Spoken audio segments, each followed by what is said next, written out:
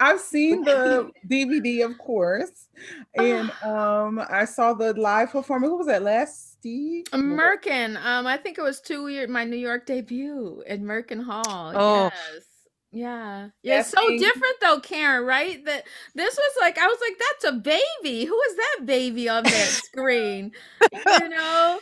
I mean, wow, the show has aged and so have I, honey. like here's the wine, thing. baby, like wine. Listen, I was in the bathroom putting a lip on when you were singing the butterfly, and I was like, "Oh wait, hold on, let me come on out the bathroom."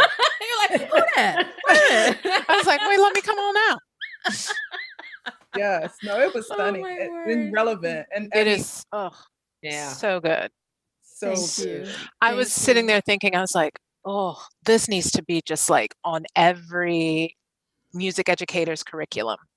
Yes. Well, I Yeah, hope it's that true. becomes the case. You know, I really am so sad that so Karen, you saw it when I have like over 100 and some odd slides. I mean, they were going by so fast at Merkin because I have contacted every person that I can think of and say, please send me photos. So that's one of the ways that the show has grown with me Mm, recognizing it's not just the famous names that you know. There's so many African American faces who are in school and who are doing their thing. And I want to, you know, Karen and I were talking about this the other day. Just bring them on out, bring them up, and let everybody see who these faces are. At least, you know.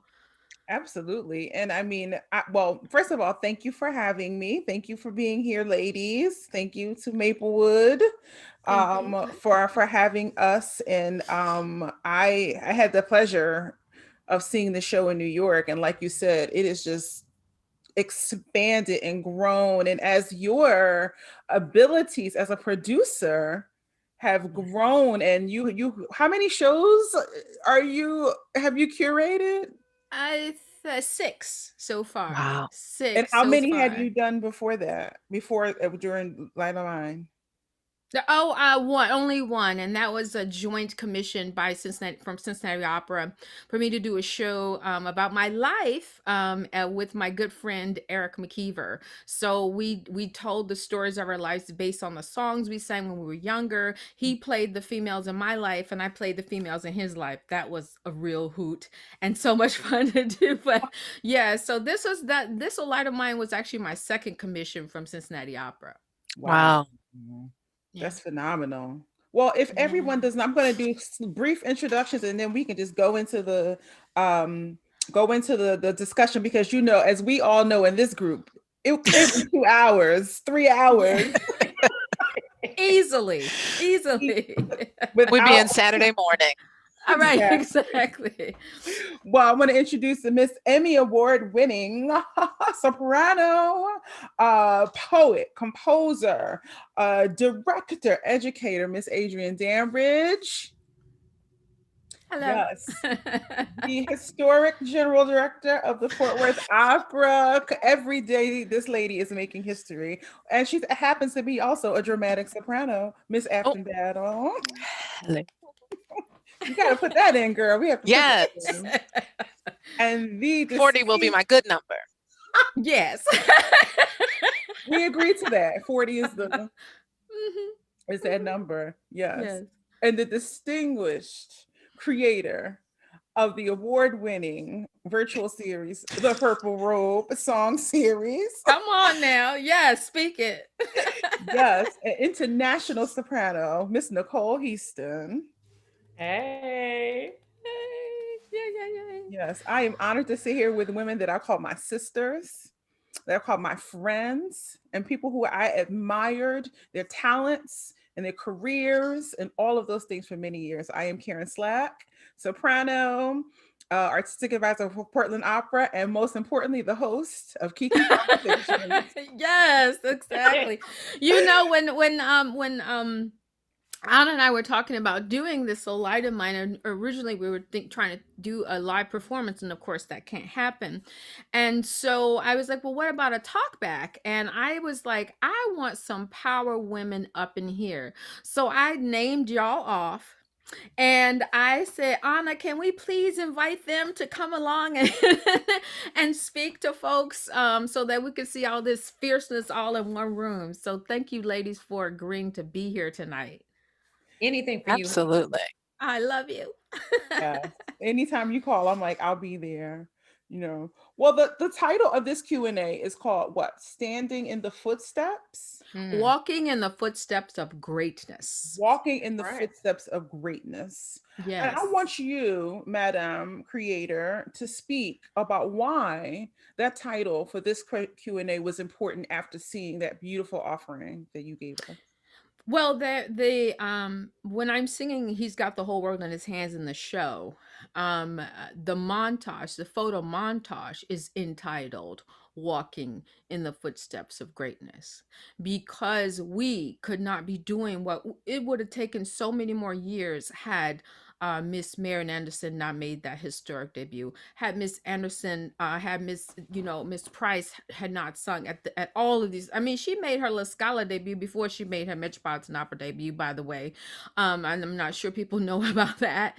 We are literally flying behind them, not just walking. We are flying behind them and taking their example and spreading our gifts and spreading our love and also spreading our activism, because you think about Miss Anderson, in her own words, was an accidental civil rights leader, right? That was not what she set out to do, but her very presence in this world on all of those stages made her a leader, made her an activist. And Miss Price, now those quotes from her. She was like, I am Black and I'm proud. When she had that afro out on that cover, people were like,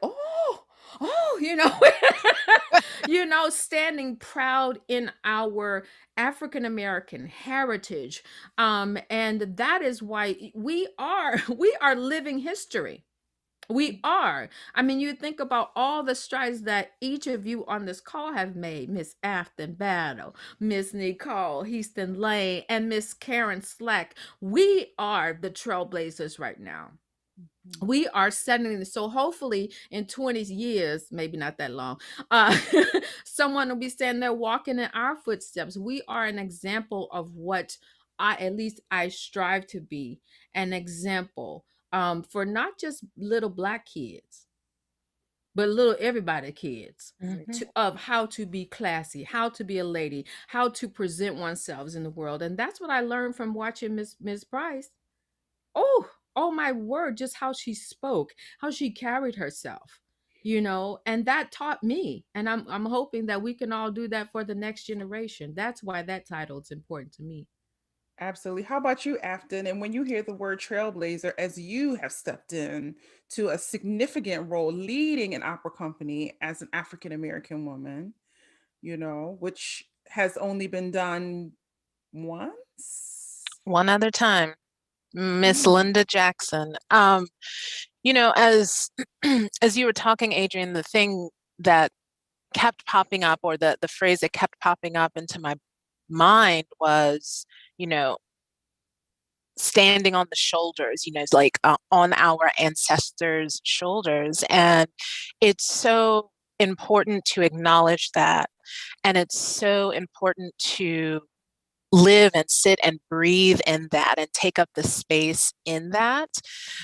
Because I think in doing that, we not suddenly, but we automatically embody their spirits and their greatness.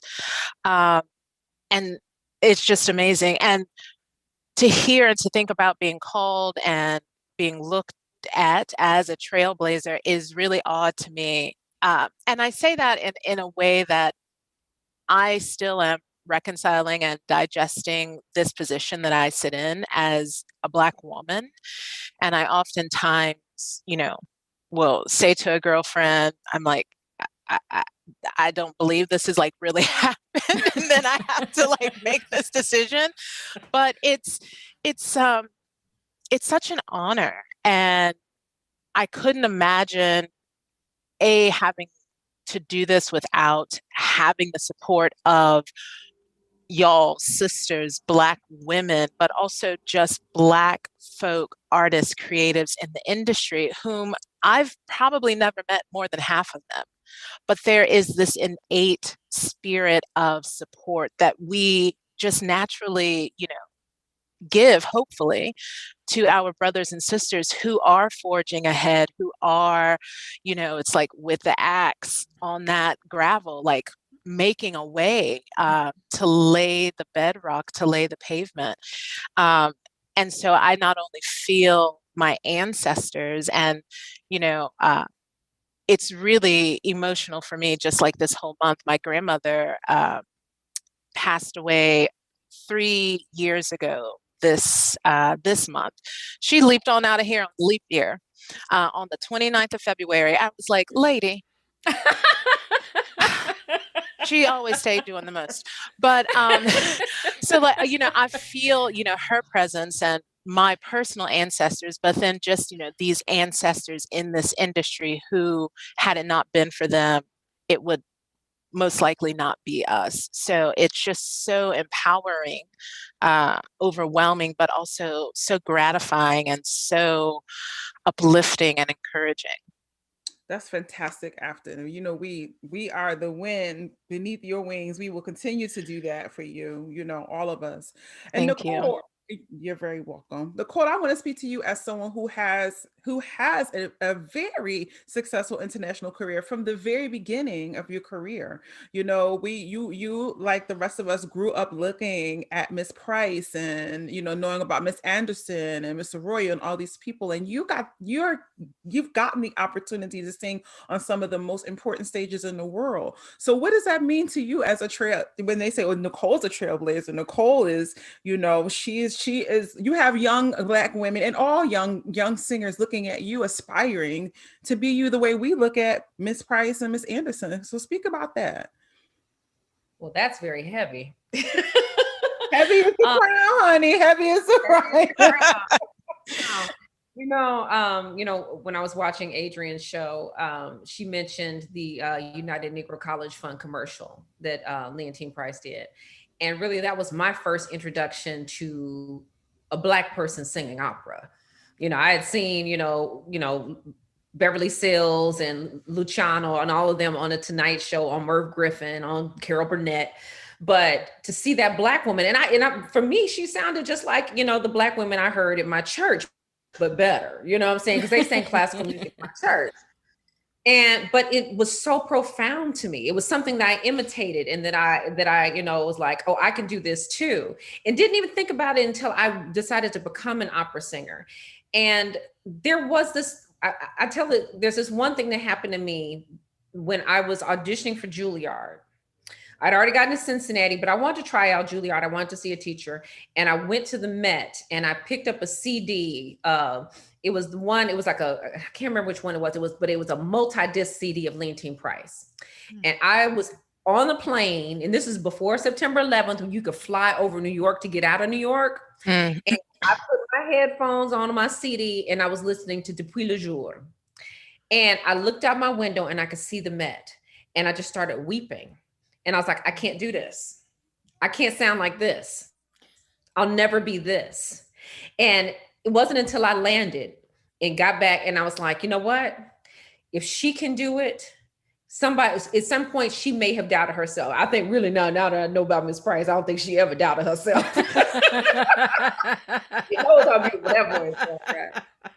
But I had to realize, I was like, because she did, I can.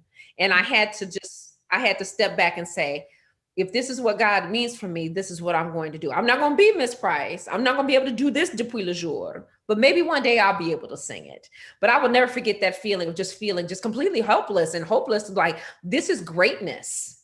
This is greatness. And so for anybody who is looking up to me in any type of way and think that, that they aspire to sing the way I do, hopefully better, if they do, they always sit up and say, I was in the same exact situation where I thought that this was insurmountable, but because she did, I can.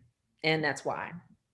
Absolutely. I tell Denise that all the time, Denise Graves. I said, because you did, it was possible. When I was 16 years old, I got to see Denise Graves sing Carmen in Opera Company in Philadelphia, which is my home company. I mean, when I'm seeing her, I was like, oh my God, there's this beautiful Black woman, this woman who looks like me making these sounds. Like maybe it is possible for me to one day be up there. And I mean, I've gotten a chance to be on that stage and to sing with Denise, in various iterations. Like I really got to see that, thought of that little 15, 16-year-old girl who had no idea what she was getting herself into. And got to do that. And so let's talk a little bit. And I want you guys, I don't want this to be like me asking questions like it's convos. I want us to because I really want to know your answer to this question.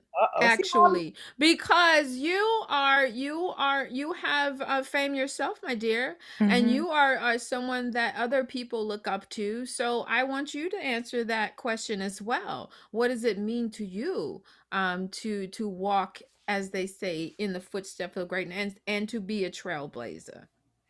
Because you are. Yes. I always blame it on my dad because my dad's a basketball coach. And so the idea of being impactful, you be contributing to beyond what your gifts are, motivating people, having a positive light, so being supportive, which is a part to me is being a trailblazer, is pushing other people, is a really important part to me. It's natural for me, and not that I ever see myself. I think somebody mentioned something about, one day they'll say your name like they say Leontyne's, and you like, honey, they already are. No, I'm just kidding. Yeah, right. I mean, I guess in some people, I wasn't talking about me. I was talking about her. Right. I mean, like, oh my God, like, but I don't even. I can't even receive that. Like I can't even, because I just do the thing, right? I get up, I sing, I get up and try to create and try to just be better all the time. But I do actually now I do step into in the fullness of my advocacy. I don't consider myself an activist. I consider myself an advocate. Like I fully step into that, but to be a trailblazer, I'm this pandemic has showed me that, yeah, that's a real thing, that, and we are inspiring one another. Listen, I told Adrienne, when we were talking about this, we were doing our little rehearsal for the Q&A, I pulled off of my shelf the DVD of this piece that I carry with me everywhere I have gone, everywhere I move, that thing goes with me. And I kept it on. And it gave me chill bumps to see it. I was like, you still have my little DVD.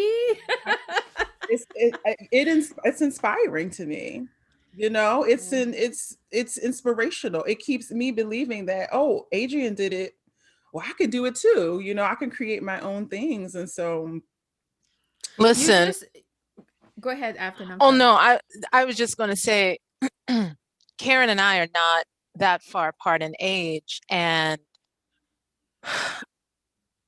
I was in school, gosh, maybe at Kentucky or somewhere when you did the Met competition, and you sang Depuis le Jour on stage, and I will never forget that. I will also never forget that Sherry Greenewald very specifically was like, this voice, Karen Slack, this voice, follow this voice, like to me as a inspiration, as a vocal inspiration.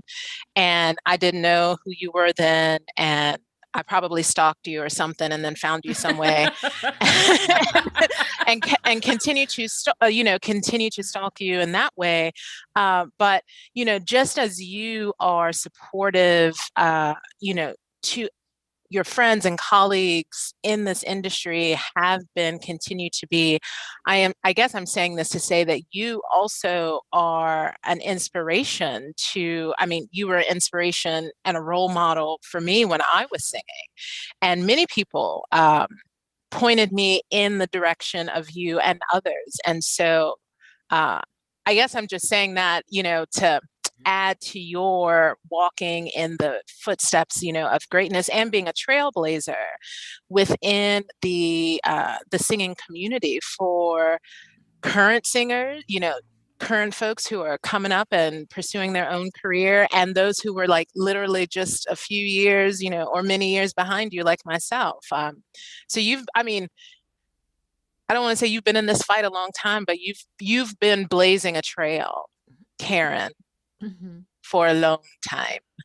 Yes. And I was just going to say the idea that we can't really decide how someone else labels us, good or bad. The labels don't come from us. Karen, you and I spoke about this the other day about a different subject, but the good and the bad labels don't come from us. And sometimes when we don't view ourselves in with those labels, it's kind of jolting. Like, I look up to all of you ladies, and I feel like when I saw Karen Slack pull my DVD off and say that I was an inspiration to her, it kind of took me, like, I was kind of lean back. What? Because you never know how you affect someone else. And what Karen was saying earlier, we just make the art. So I was trying to tell my sister the other day, I was just like, I don't make art for me. Like, I don't just go and listen to myself sing. Like, Nicole, we had this conversation too. Like, stop trying to get me to watch my shows. I don't go after I eat and be like, can I see the archival video? I didn't make this art for me.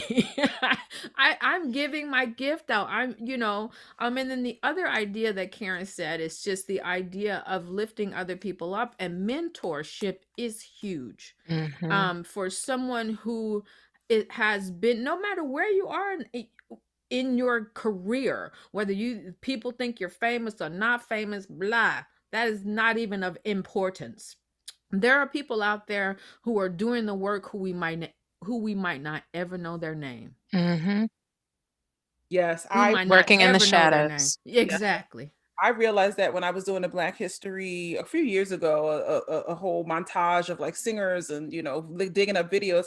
I was more inspired by the people I didn't know. You're like, where does this person come from? I know, the voices. And I can say the one thing that, just being on this call with you ladies is that, I have varying degrees of relationship with everyone that has all gotten stronger due to COVID.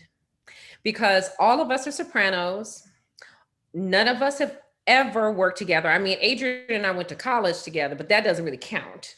Karen and I worked together, though. You did? Oh, but go ahead. Well, go ahead. I'm sorry. In general, we don't get a chance to be with each other and fellowship with each other and support each other. And that is one thing that I have to say that this whole COVID has done. The amount of support I have gotten from Afton, Adrienne, Karen, Anita, Janae, every singer that's out. I could think every Black soprano out there who is giving love back to each other and supporting each other. And I think as Black singers, it has just that's been the blessing of COVID. And just like I was sitting, like when y'all were first started talking, I was like, man, this is really cool. And the thing is that, we, like, the whole purpose is that we looked up to these people like Leontyne and Kathy and Jesse, and they were icons in themselves, where we are a different breed because we're more related to everyone, because they can all look us all up on social media and find out who we are. So where you were talking about, Adrienne, about how we need to be classy or show people how to act.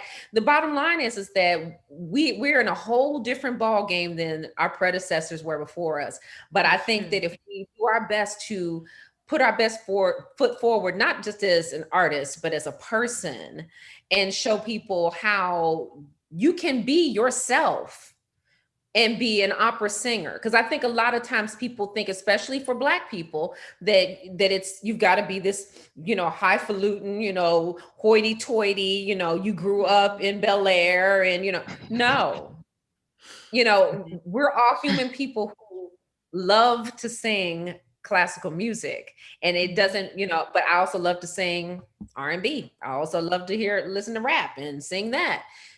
So we're people. And so I think what's interesting is that when it goes down and the history books are closed, this whole generation will be a different type of history from the people that came behind us, because they'll be able to know us more intimately than I ever would have known Mrs. Price. Absolutely. Absolutely. I did a talk with OSU yesterday, and I received an email from a young lady that was in the class.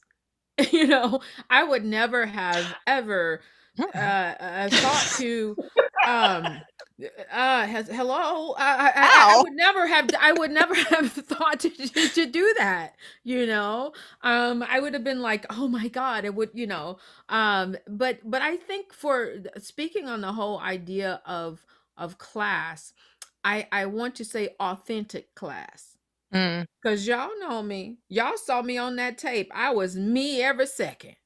And I think that if you are authentically your classy self, that is a part of the purpose of when I wrote this little light of mine.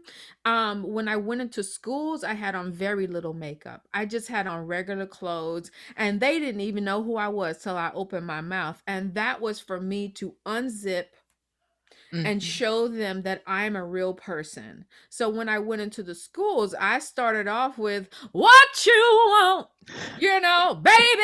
That's the first thing that came out of my mouth. And then when I started singing the opera, they go, what the world is that? So right. I used to do that, and I used to start with saying, and I went to school with R. Kelly, until that wasn't popular anymore. Oh. Can't say that anymore. Until that became like, yeah. I took that out. Little taboo. That's hilarious. Exactly. But the idea of like legacy, right? The idea, and Nicole, you sparked up so many questions that I wanted to ask, but three of them, one was about legacy, one was about who is responsible for preserving legacy. I often say, well, where is the Tyler Perry's and the Oprah Winfrey money that goes into ensuring that, Marian Anderson is not something, that is of the past? And whose responsibility is it? And Adrienne and I had this conversation about securing the legacy in a way that we don't have this big gap between the singers of the 60s and the 70s and 80s. And all of a sudden there's 2 and 3 decades. And then you have Denise Graves, and then you don't have any more superstars until the ones that they're grooming presently, Janae and Pretty Yende, and like, who is responsible for ensuring that we do not have these gaps? Because we as artists and as administrators, we only have so much. We can't hire ourselves, and we can't give ourselves $5 million in order to have all of the cast that we want and all of the things. So what do you ladies feel about that topic? I think that those of us who are advocates, who are what I like to call artivist, an artist and an activist, I think it's our responsibility to help to preserve the legacy, like through programming like this. And when this little light of mine and programs such as that come around, and they're dynamic and impactful and meaningful and appropriate and timeless, right? Because you could show this presentation in 5 years and it will still be relevant, right? So when these types of programs come around, I think it is our responsibility to preserve them and to share them, right? To take them and to uplift them and to move them along, while we still also reflect on it and enjoy it, but share it with others. Like, I was just thinking in my mind when I was watching this, at Fort Worth Opera, we have a newly budding relationship with I Am Terrell, which is a visual performing arts academy. And I was thinking, ooh, I want to take this and give this to the director of voice there and have her share this with her class, and this is for no selfish, monetary, nothing of my own, but me just sharing that legacy. So helping to pass it on. So I think it's our responsibility in that way. And God knows, I wish I had $5 million, but, I think I don't even know if it requires that type of financial resource in a way. If we continue to authentically uplift, uh, void of any ego, void of any malice or ill intention, if we continue to genuinely uplift and carry forward those who are in the thing, doing the thing, or who have something that they've created that needs to be brought back to the forefront. So I think we have a little bit of responsibility in that, and carrying that forward. But also, I mean, I would like to have the Tyler Perrys of the world, or, just, it doesn't even have to be Tyler Perry, because there are documentarians, filmmakers, producers, directors out there who are just as capable as Tyler Perry to create uh, a time capsule for us, if you will. You know what I'm saying? We just have to find them and pluck them out. And those people exist. I know that they do. They are just working in the shadows somewhere, waiting to be tapped. So I think it's our responsibility to help to drive the legacy forward and continue to give it breath and space and gasoline. Absolutely. And the only reason why I said Tyler Perry is because I was in For Color Girls, and I know he loves opera, because that Mm-hmm. scene that I was in, it was an operatic scene.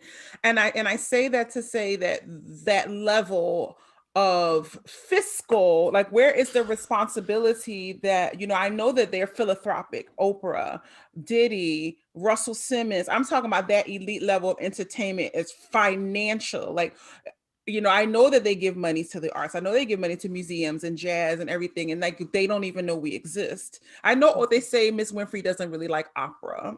And yeah, that's what I heard. And so, but again, it is a part of, I think I would hope that she would feel like securing the legacy, which is that's a part of it too. Our side is a part of that too in Black culture. We have a place in African in the Smithsonian, right, in the museum. But go ahead. I'm I sorry. think it's exactly what you said, that they don't really know we exist.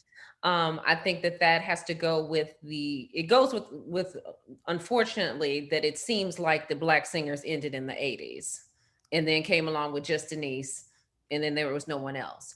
There was a period of time where the major opera companies just kind of were void of Black singers, and they act like we don't exist. But you say that we need to start doing it ourselves. That's why Kenneth Overton is making his own movie to support Black singers. Now, granted, he is doing to support Black singers of the past, but it is someone that is actually trying to cultivate and put in a capsule these artists who are, yes, Leontyne Price gets a lot of love, but George Shirley does not necessarily get the same amount of love that Leontyne Price does. So in doing a film like that, I think that if opera companies, I was there when they did Porgy and Bess at the Met. And I was sitting in a row with, all of the, Hollywood stars that they had to come out for the premiere. And they were giddy. They were pumped. I mean, they were like all in on it. But you know what? They shouldn't have to only come to Porgy and Bess, and that shouldn't be the only show they get invited to. They should get invited to Latanya singing Butterfly. You know what I'm saying? And get that type of fame onto that, so that they know that we are there doing the big stuff. Because the thing is, if they see that, then be like, oh, and then they also see who we are. They can relate, and then hopefully want to support that. But like I said, I think there's been a void that is slowly getting filled a little bit more, but it's a void where we have not even been put in the forefront to even to say we exist, to give us money for anything. As far as they're concerned, it stopped with Leontyne. So that's where I think things that needs to be cleaned up. Adrienne. You guys, y'all gave me such a brain full. I'm sitting here just like soaking it up. Like, seriously, I the idea that I live by the philosophy right now that if it's not there, I'm gonna go to Home Depot, buy the wood, buy the nails, and make it myself. And I have been doing that. I said this to Karen, the 5 years ago, I decided not to call myself an opera singer anymore. And I cried my eyes out because I was defining myself as a person first, an artist second, and a performer third. And I want to be a fully rounded person and not put myself in this one narrow vein of what it means to be. What does it mean to be an opera singer? You had said something, Karen, that, or maybe Nicole said, they were a whole, this time capsule. We are nothing like that. Like, we have social media, we got folks emailing and stuff like that. So I feel like doing unconventional things like this light of mine is not a conventional show. Is not a conventional show. Bringing that to the forefront and letting them see in a very intimate way who we are. It is one thing to see somebody on an opera stage because there's that proscenium. What happens when that proscenium is gone and you get to see the actual people? So I don't know. I feel like saying you don't like opera is like saying you don't like fruit, but you like oranges. Like, it's still damn fruit, people. And it's made with my same instrument, my same throat. And so I think it's an education thing, to be honest with you. Yeah. Because when I was growing up, I thought that only white people sang opera. I really did, because that's what I saw. you know I was blessed to see the Perry twins do Don Giovanni at Opera Theater St. Louis, and that was the creepiest mind craziness that was going on. But it was two brothers up there singing on the stage, and it was literally, that was my first experience with seeing Black people. But then that was so far removed, though, because they're over there and I'm here, and so there's still that veneer of we're not real, right? And so I think it's a matter of education. People thought that they didn't like opera until Renee Fleming got up there and she sang that national anthem. And did y'all hear the national? And when people clapped after that national anthem for that football game for the world's, what was it? I don't forgot what they call it. Super Bowl. That's what I'm trying to think of. The Super Bowl. Them people went crazy. And opera people were like, Renee should have picked a different key. But the every man who was at that football game, they was like, is this what opera is? Oh my God, that's great.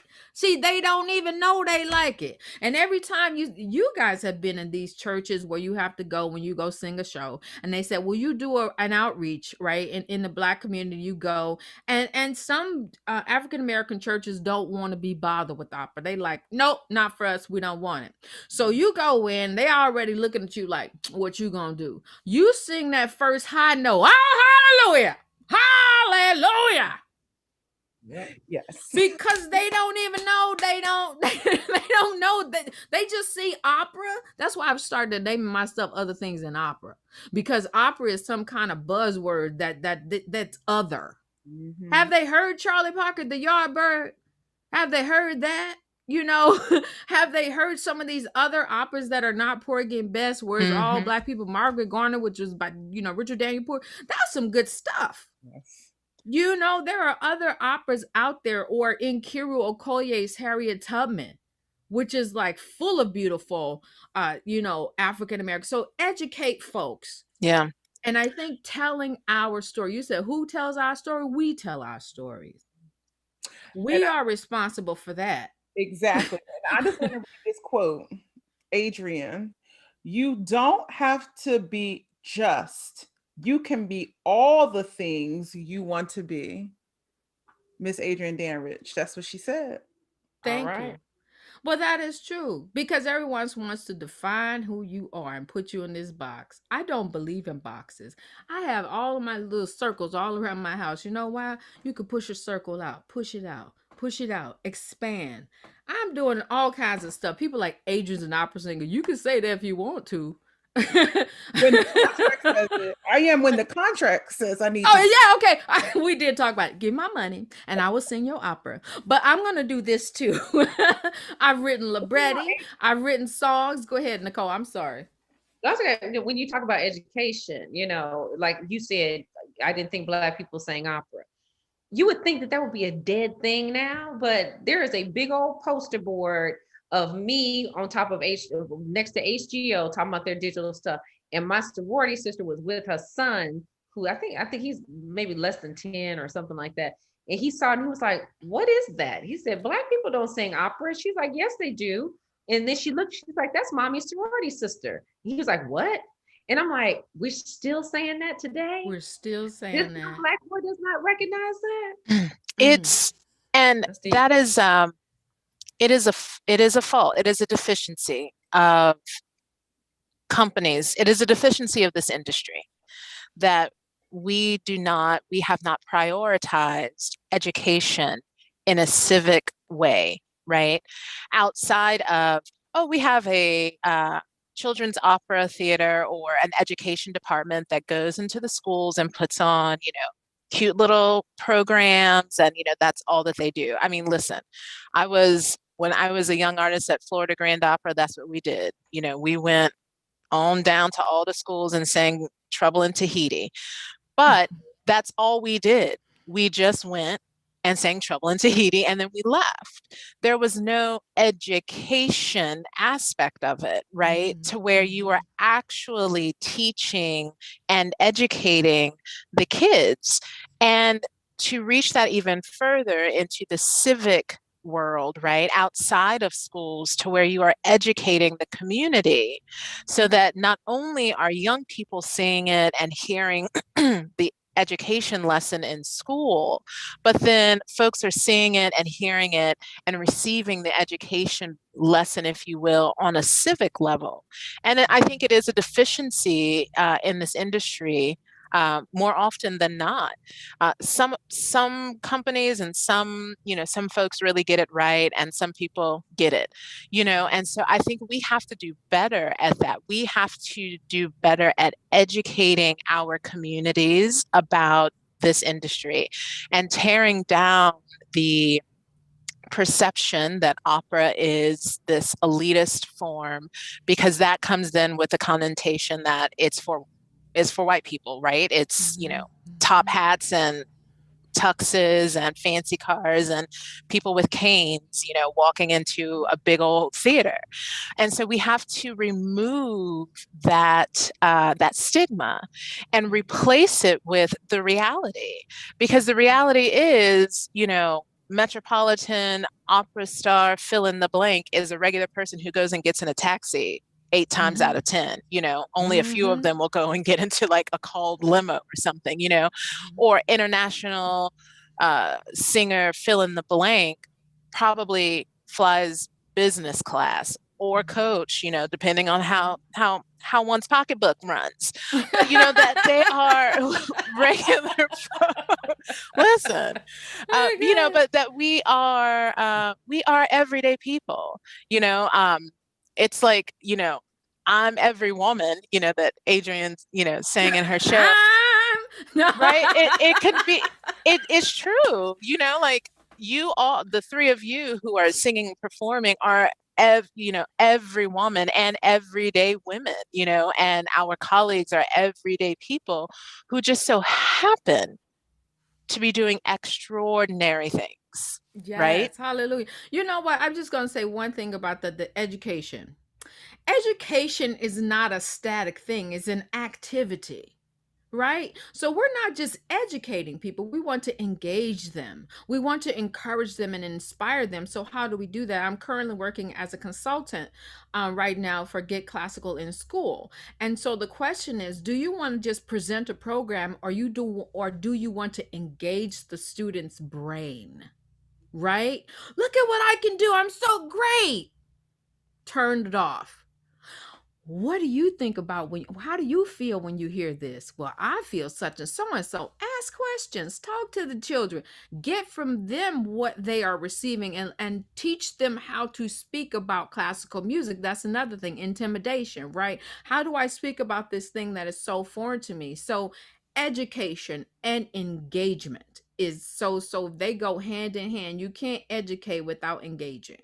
Absolutely. I'm so glad you said that. And it brought up something when a few of my friends are teachers outside of the classical world, my people that I grew up with, they're teachers, and I always go to their classes and talk about my job and what I do.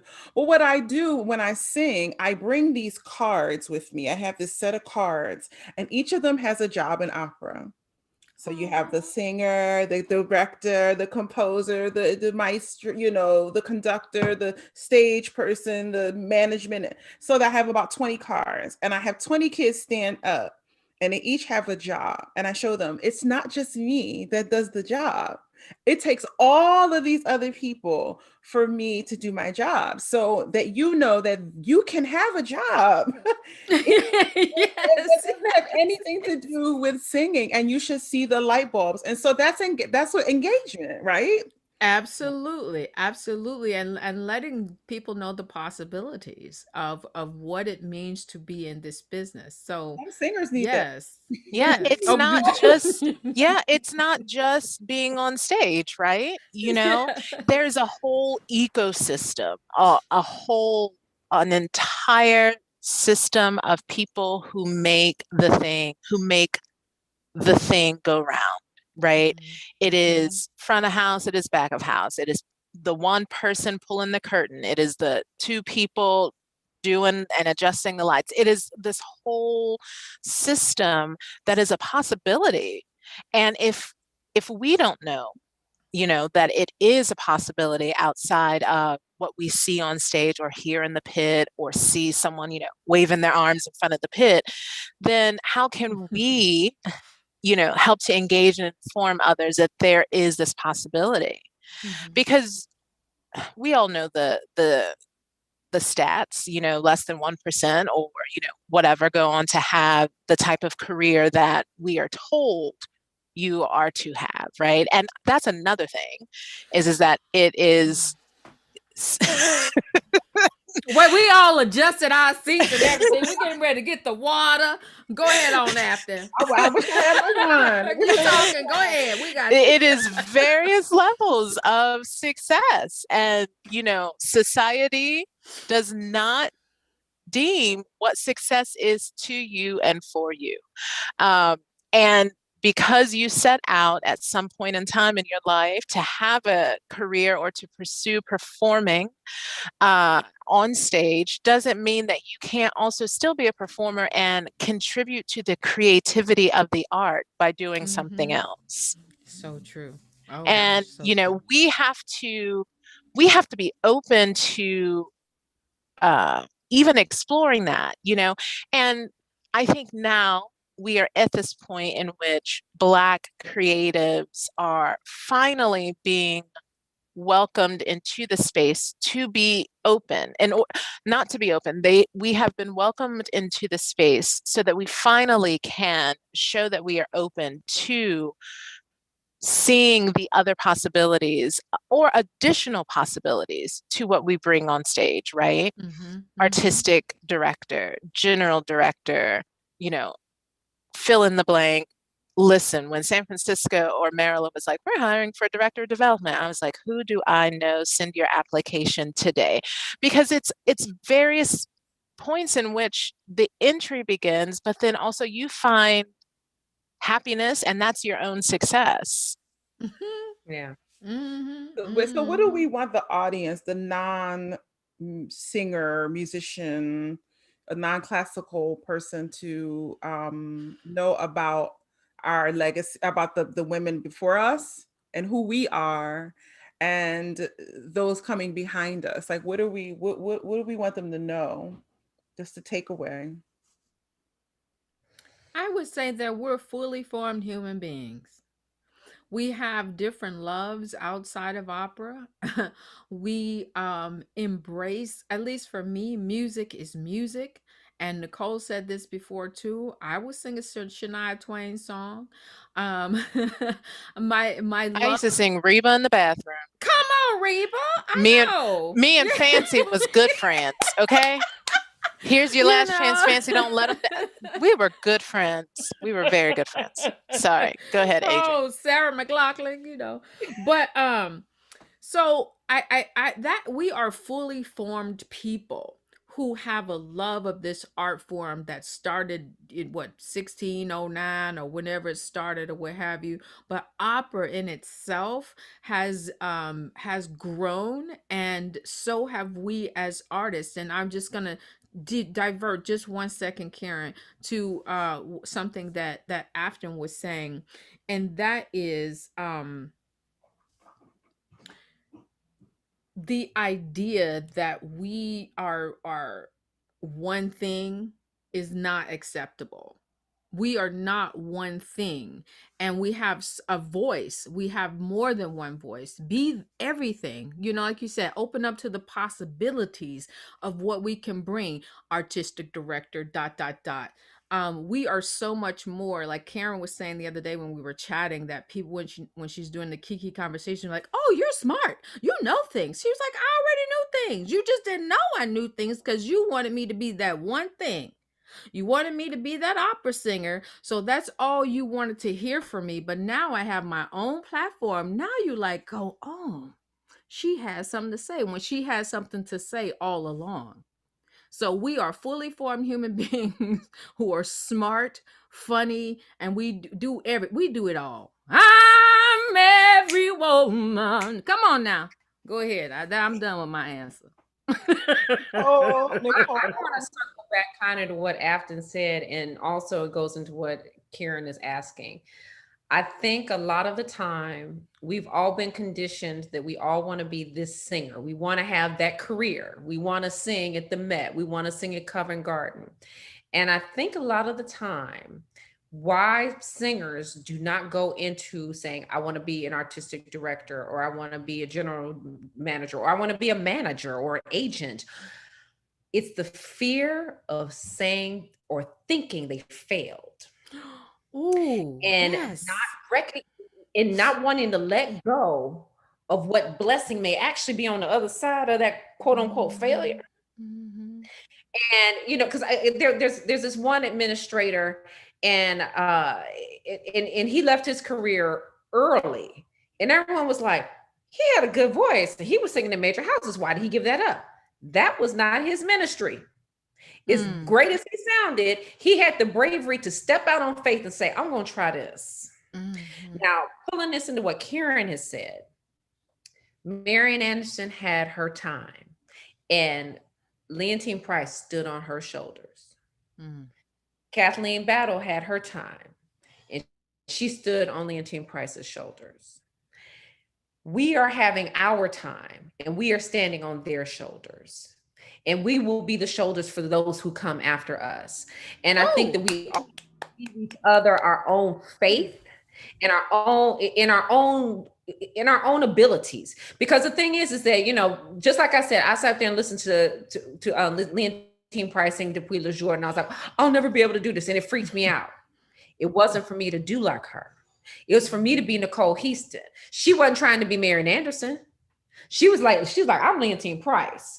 And so we need to look at the people who came before us with reverence and grace and build upon what they've done and say, I am me. I'm not the next Kathleen Battle, which I used to get all the time only because I was Black. It was only one time I did a recording and they didn't put my picture in the booklet. And it was the only time I got a review where it said, she's very much like Barbara Bonney. I was like, oh, they don't know I'm Black. So we need to be able to have the ability to stand on our own, and not Karen not be the next Leontyne or the next Jessie, and Adrienne be, and we need to be able to be our own. And the only way we do that is be straight up purposeful in how we come out as artists and say, this is who I am, and be unapologetic about it. And give authentically ourselves, authentically ourselves, honey. Authentically Black. And we can be ourselves. You see this, Fro? No. And let me tell you about the Fro situation. Yes. I was sitting there, me and this little fake ponytail have been going a long way since the COVID has happened. I used to always do my hair, but now I'm getting older, so it's thinning, so this works out much better for us, sis, and I ain't got to do it. Right. But I saw Pretty Yende in Zurich, and she had this big old afro thing, and I was like, oh, we can do that now? My sister told told me to water my hair down because it was huge. She said, your hair too big. Before I got on this call, my hair was like. Think back. Like I would think back to the beginning of my career. No one would. That was not tolerated unless your hair looked European white. You had to have your hair permed and straightened, and you needed to look as Caucasian as you could.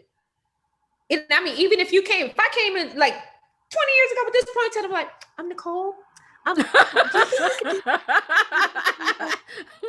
You got some gel back there. But it's interesting because when you see Miss Norman with the braids, and then she has, of course, the piece, but there's a period, like there's like a jump from Verrett. But she was the only one that could. But that's the thing. Jessie could do it. Leontyne could do it with her with when she wore her afro, but they had arrived and made it at that point. Right. So at that point, they were Jessie. They knew at that point nobody was Jack coming for them. There was no way they could do what they wanted. And that's the way we have to approach this. It's like, yeah, I may not be Jessie yet. I may not be Leontyne yet, but I can do what I want. I'm gonna be me. And if you don't like it, that's okay. We got to be okay with that. And your road is your road. Your road will not look like anybody else's road, because I know mine doesn't. It went up, down, around, and bend, and all that kind of stuff. And so everyone, I just like to speak one last little thing about comparing ourselves to others. What we have been talking about this whole call is don't compare me to other people, because I am authentically me. So I would just encourage young people, please don't compare your success or perceived success to someone else's. And I cried when I said that I wasn't an opera singer anymore, not because I wasn't singing opera, but because I wanted to be more than. I wanted to embrace all of the aspects of me. So your career will never look like, my career does not look like Nicole's, Afton's, or Karen's, but I am where I am supposed to be right at this very moment. So stand in that, and that is a part of also being authentic to you. Wow. Karen, you're muted. Afton. I mean, what I would like to leave in this group, on this call with, the viewers, is that the possibilities are endless for anyone who is brave enough to step into that and take it. And we can't let fear create our path for us. And we are finally in a position, and someone asked me this last week or something, what I have changed since I arrived at Fort Worth Opera. And I was like, well, I didn't come here to change anything. I came here to make my own. And when I'm done making my own, I will leave. And that's a pop the collar moment, huh? Because I didn't come here to change, because that folds into what you were saying, Adrienne, is that we are our own selves. And if I came here or arrived in any position to change something, then I arrived there to follow behind someone else rather than stay on my path and my road and create my own. So, for non-opera folks, who might be listening or watching, I want to say that we are more than what society entails us or says that we should be or that we can be. We are more than fill in the blank character in Porgy and Bess. We are more than, the whole spiritual anthology. We are Susannas, we are Countesses, we are Rosalkas, we are Susanna, Carlisle Floyd, Susanna, we are all of these other things. And we are not monolithic. And we are like a rainbow of endless possibilities. And so I guess that's what I would say. And the other thing that I wanted to say is, in being authentically yourself and standing up for who you are and what you believe in, and standing firm in your advocacy and in your activism, depending on which you choose or where you stand, we also have to do that in a way that is classy, in a way that is how can I say this? Without saying it. Right. In a way that does not, that doesn't look bad upon you. That's not the most, eloquent way of saying it, but in a way in which in 2-3 years, someone's not going to look back and say, oh, this person was, this, etc. And also, in a way that if you are standing in a position where you think that you can speak for Black artists as a whole, let it be in a platform and in a way that is truly representative of Black artists as a whole. Oh, hallelujah to that. That's a word Absolutely. right No, that's yes. That is so. Yes. I have a moment. Yeah, I just had a little moment, and you know what? I just come kind of reflect right on back to this little light of mine, and why it was important for me to have that montage of singers, right? Because I am one person who was affected by these two ladies, but I'm not the only person who was affected by Marian Anderson, Leontyne Price's legacy, Shirley Barrett, Grace Bunbury, George Shirley, Martina Arroyo. I was not the only one. And so it's important for people to see that, those faces in there. To know that I'm not a sole individual in this business who happens to be Black. I got Black brothers and sisters who are tearing it down every single day. And to lift them up while I am doing my job, it makes me so happy. Karen and I talked about this the other day too.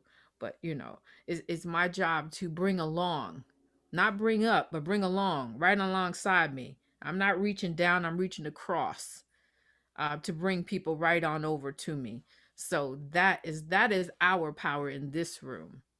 Absolutely. And before I on that note, Adrienne, I heard a wonderful, wonderful woman by the name of Ruth Brown, who is the president of the Ronald McDonald House, receive an award at this Women of Philanthropy 2 years ago. And she said, everywhere that I've gone, my motto has been lift up as I climb. And I think that is what we all do. It is what Karen does. It is what you do, Adrienne. It is what you do, Nicole. It is what, Kenneth does. It is what Russell does. It is what all of our most of our colleagues and friends, it is what most of us do. But it is what we all should strive to do, is to lift up others while we climb, because it's lonely at the top. Oh my God, I just said that to my husband. I had a cry fest the other day. I'm producing a show and I just felt like, because when you're the one doing the hiring and I'm the one who chooses the people to come onto my show, it just feels like everybody's like, why didn't you hire me? Why didn't you hire me? Why didn't you hire me? And you can't even talk sometimes to your closest friend because you're like thinking that, well, I can't tell them about this show I'm curating because they're not perfect for this, so I'm just going to keep it to myself. And it just feels so very, very lonely, truthfully. And I just said those same words. We were supposed to bring this to a close. I'm sorry. I'm just talking. Sorry. Well, I'm gonna bring it to a close because I don't want them to kick us out. Yeah, no, yeah. You ain't got to go home. Wait, huh? No. Can I go somewhere though? I know. Right, everything's closed, so we can't even take it to the next spot. To the after party. Right. after happy hour. Anyway, thank you, Adrienne, for bringing us all together. Man, I see this as this might be a show right here. Come on now. Okay, listen, all these producers, all these people. Anyway, thank you all. Thank you, Maplewood Arts and Culture. This little light of mine, how can we see that again? It's on YouTube, but it's also available on DVD through my website. And also through the Milwaukee Public Television website. And my website is adriennedanrich.com, but also the show is a live show. So if you are interested in producing the show, it's me and a pianist, and we will come to you and we will do this show. So. Amen. Hallelujah. Amen. Hallelujah. After battle at Fort Worth Opera. Yeah. Come on through. Listen. A Night of Black Excellence has an encore. Is that what you're asking me? Sorry. Promote. Oh, yes. Fort Worth Opera, A Night of Black Excellence is having an encore performance March 5th through 7th. Karen and Nicole are singing it down. Tickets are only $10. You can go to www.fwopera.org and buy a ticket, only $10. Please support these wonderful artists. It was fabulous. Nicole Heaston. Nicole Heaston, yes. I did a recital that came on with Ravinia that came on WFMT.com. You can still see it for the next 2 weeks if you go to WFMT.com. Click on listen, then click on the date, which was February 25th. And oh my goodness, I forgot the man's name. Harry something. You're going to find me on there. You'll find me. We'll find I'll put it in the chat or something like that. But no, you can see that recording. And then I also have a recital that will be done at Heaston Grand Opera with Richard Beto on April 9th, as well as I'll be performing with Miss Battle with the Night of Excellence that's coming up. So you can get a chance. And also you can go, if you want to see it, here we go. Go to my website, NicoleHeaston.com. Ooh, you're so fancy. Well, I didn't know we were promoting, because my new musical initiative, Miss Karen Slack, is called Music as the Message. It's a 4-episode published on AOP TV. The next 2 episodes are on April 25th, and the last episode is June 13th. We will be celebrating Juneteenth, which is June 19th. So please come and visit AOPopera.org to find out more information about my last 2 episodes of Music as the Message. There you go. And follow me on all the socials. KiKi Slack Soprano, Karen Slack, Facebook. You'll find all of the things there. I am the social media. I'm on all the time. And I got a whole lot of stuff going on. That's one crazy lady. Singing and producing. And please, hashtag say their names. Please Google that on YouTube, or go to YouTube with Lyric Fest. It's my first venture out in producing. So anyway, it's about women of the movement, Black women who created